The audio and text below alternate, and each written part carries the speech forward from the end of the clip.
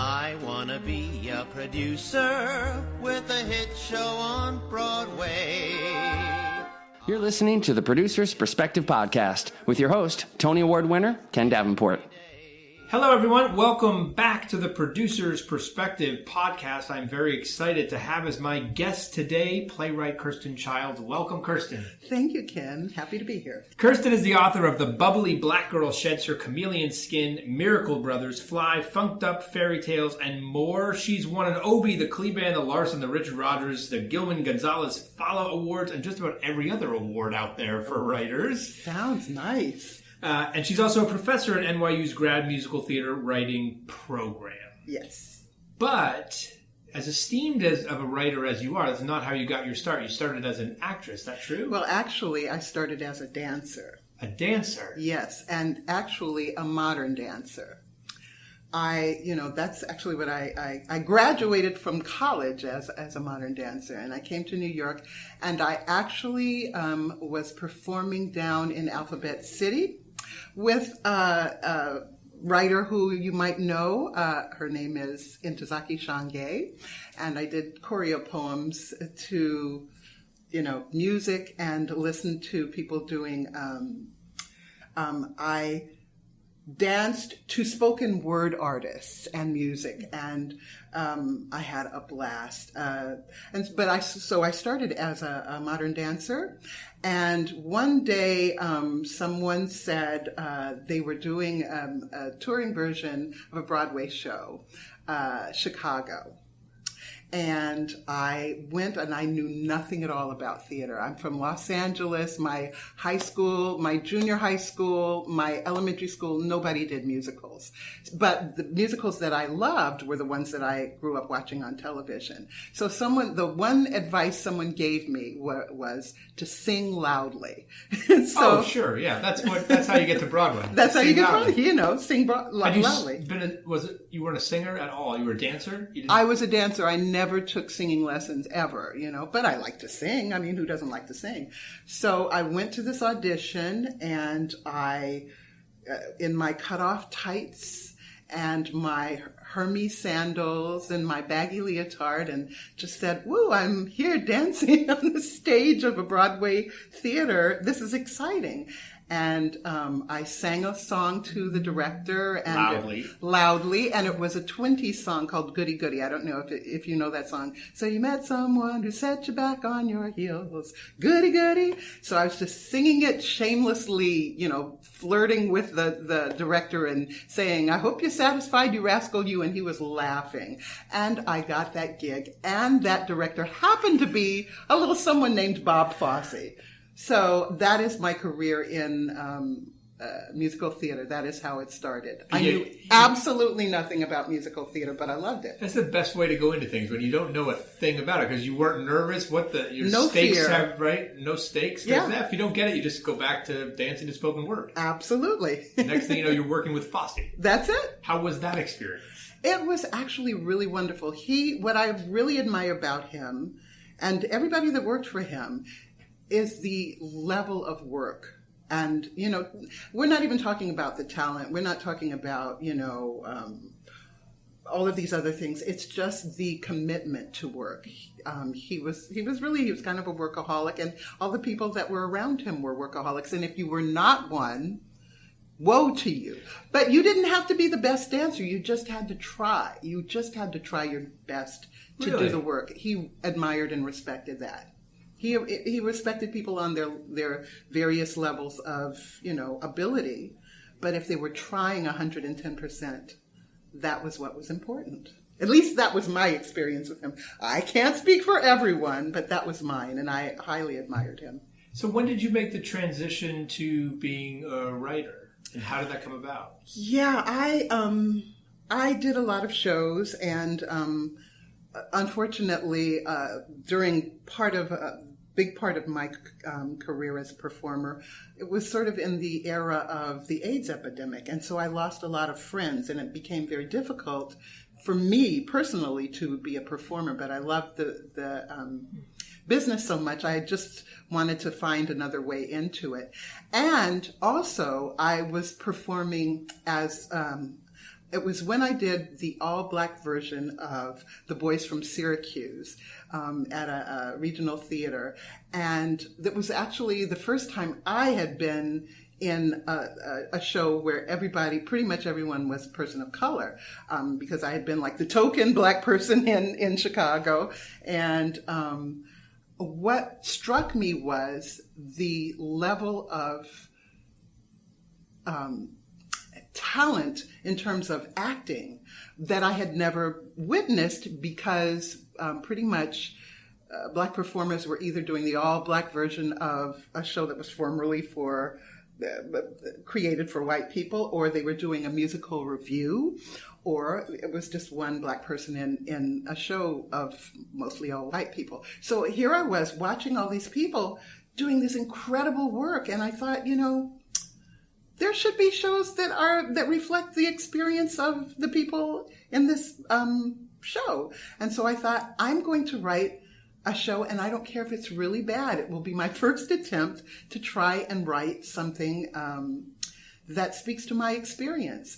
And pretty soon, somebody, because the theater is full of very competitive people, somebody's going to say, that is not how you do it. Let me show you how to write a show for black people. And then there would be two shows, one bad by me and one really good by somebody else. That was my secret plan. Once again, actually, interestingly enough, very similar to your Sing Loudly for Bob Fosse audition, there were no stakes there. Absolutely. You just were like, I'm just going to write this thing and it's going to be bad, and then someone will make a better one. And someone will make a better one, and I will learn from my bad play how to become better.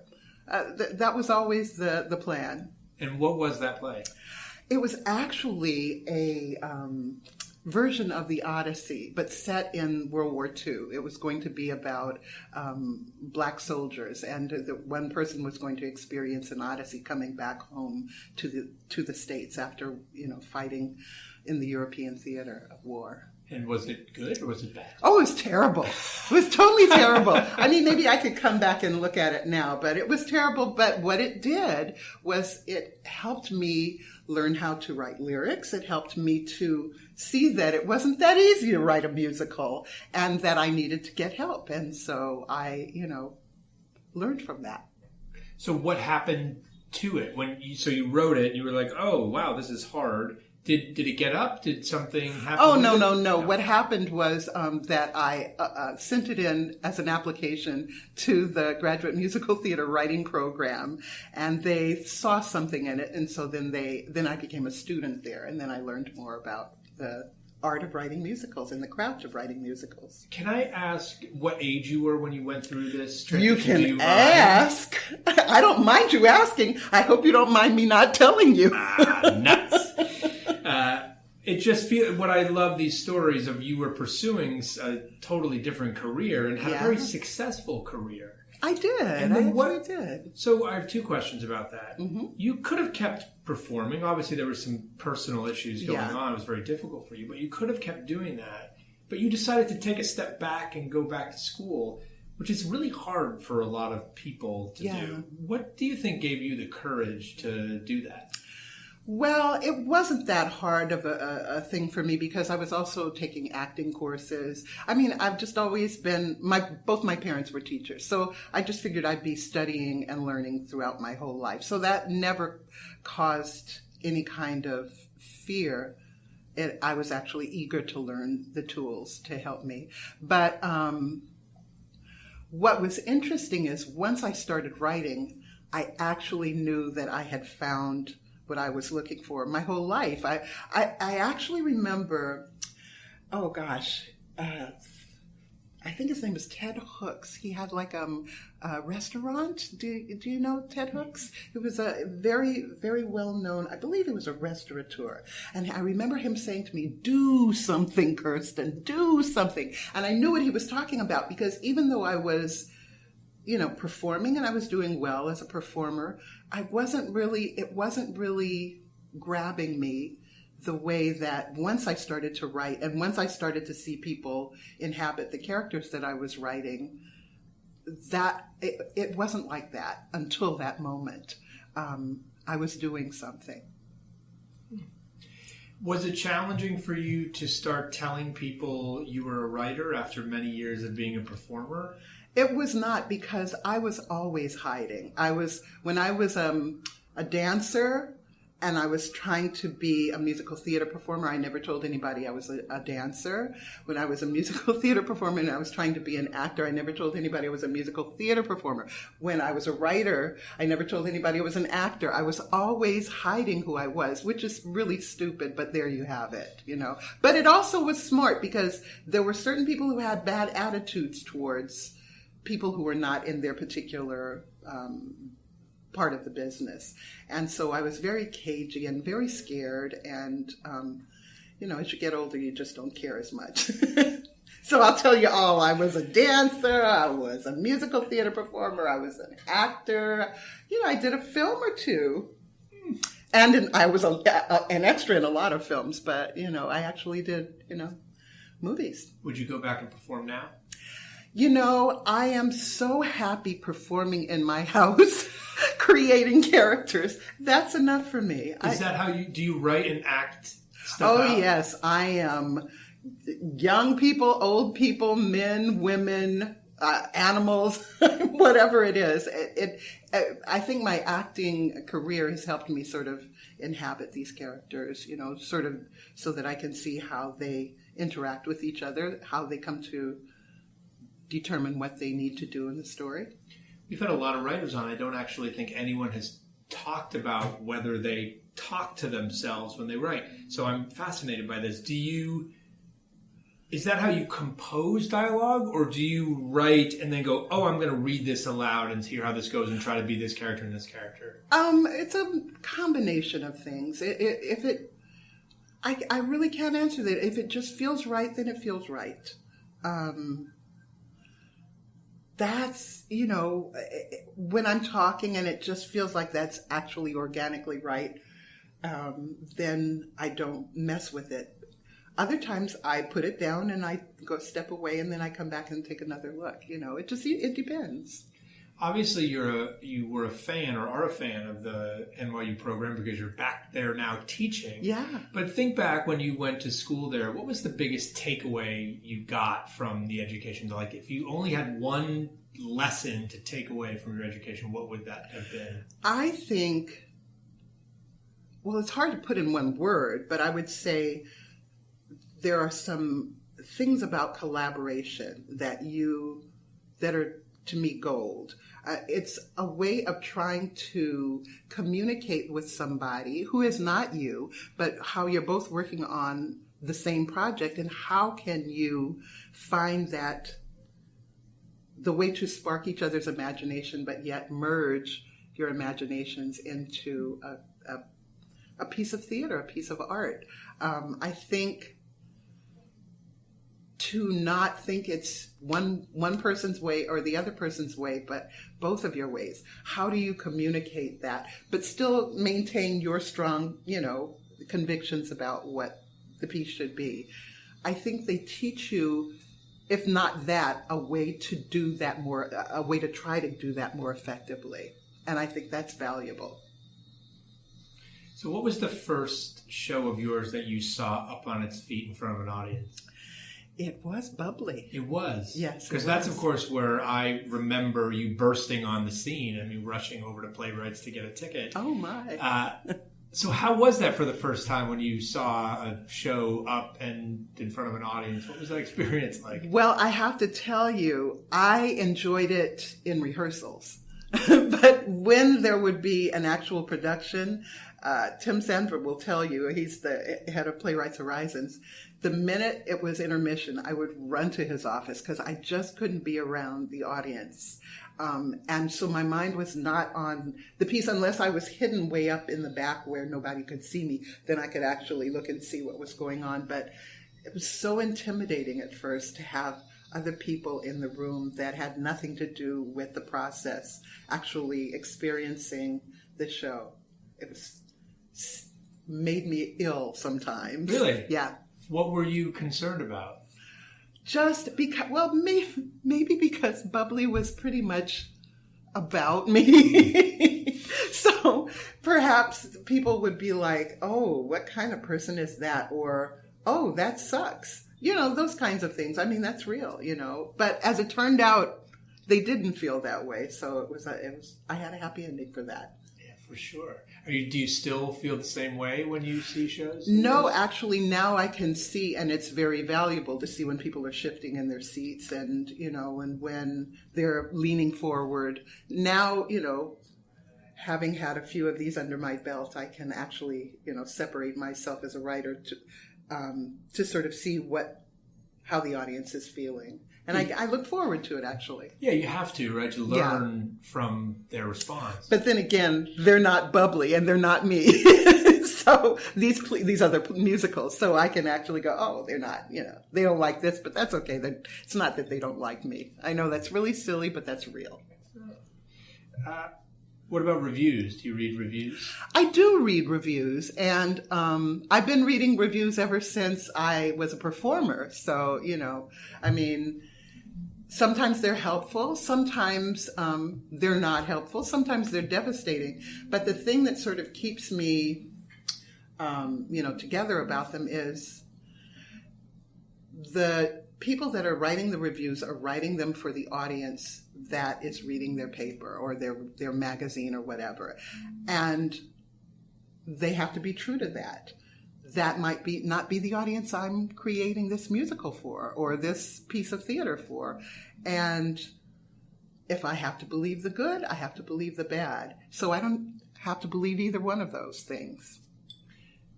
You mentioned just now the audience that you're writing this for. Mm-hmm. How do you come up with your ideas? And do you think about that audience as you do? Like, oh, I want to write for this audience. It sounds like that's one of the reasons your first play came about. So where did these... Well, I see a whole bunch of Kirstens sitting in the seats. Really? I mean, I write what pleases me. And I know that there are other people like me that, it's clear some things that I see, like on television or in the movies that I love, other people love. So I figure some of those people have to like what I like, So that's the audience that has similar sensibilities to me, whoever they may be. So I write what pleases me, what gives me enjoyment, what makes me laugh, what makes me cry. Do you think, I'm going to write this for Broadway? What do you think about Broadway and its strange ecosystem? I think that there are some people who do write for Broadway. My mission, the thing that I am writing for is to create a presence that wasn't there before. And that is for people of color, for women of color. There are a lot of sidekicks, but there are not a lot of protagonists that are women of color or men of color. And that's sort of my mission is, if I don't do it, who's going to do it? Well, it's interesting you say that because I wrote a blog years ago when we were talking about diversity on stage. People were talking about, and my big thing, the analogy or metaphor that I used was it's like a flower. If you want a different color flower, you have to plant a different color seed. And it's the writers. Yes. The more diverse writers we have, they're going to write about the experiences that they know. Well, and I'll see your writers, and I'll raise you. There might need to be more producers of color. There need to be, 100%. All sorts of places, areas, in the business where there's an embracing of diversity. But I think we have to take whatever steps we can. But I will honestly say that is not what I set out to do. I actually set out to write a story of somebody who I really knew. And so in terms of my other things, I'm writing stories about people that I want to know. So. And give us a grade right now. How do you think we're doing in this diversity fight that we're in right now to become better? Oh, gosh. A to F, you're the professor. But, here's the thing. At NYU, in my school, in my particular program, we don't have those kinds of grades. Pass, fail. Pass, fail. And I think that as long as we keep pushing and realizing that there's work to be done, and not sort of resting on our laurels, I think that is a good thing. And I think we can always do more. I think we can do more, not just in terms of diversity, but of, ethnicity, but also in terms of, I don't know, gender, disability, all sorts of ways that I think that people are actually opening their eyes and opening their hearts to. I think it's an ongoing process, and it will always be an ongoing process because the human race is an ongoing process. And wasn't that a great politic answer? Really but was. It really is true. It really is true. It was better than a politic answer because I believe yours. Well, and I actually mean it. Is there anything specific you can even tell me or any of the people listening that we can do today to help make this situation better? Ooh, that's a great question. I just think just always have your heart open. Just always allow that maybe when you hear somebody complain, instead of sort of backing away, lean into it. When you hear somebody and determine whether or not it actually has merit. And if it doesn't have merit, that's fine. But a lot of times when people are saying, this should be this way, there is some validity to it. I remember when I first started as a performer, sometimes people would say things and, like, oh, I wish there were more, there was more diversity. And people would automatically close their minds to it because they would be thinking wrongly that someone was attacking them. And I think that just the wish for that is not an attack on anyone. It's a sincere wish. Whether or not anything can be done about it is up to the players, but just to keep your heart and mind and ears open. Now you are on the faculty at NYU. What's the biggest issue you see young writers struggling with today? If there was one thing, one mistake, for lack of a better word, that you see, what would that be? I think that, and this, I would not say that this is something that is, native to just, writers at NYU. I think this is typical of all young writers. They want to write about things that are so removed from them, they haven't had a chance to explore who they are yet. And so, and it's from a wish of actually being, more open to the world. But I think that a mistake, I will say the mistake that I made with my very first musical is that I wanted to showcase, ills that were going on, but I didn't really understand who I was. And so since I didn't understand who I was, it was kind of difficult to understand who the other characters were.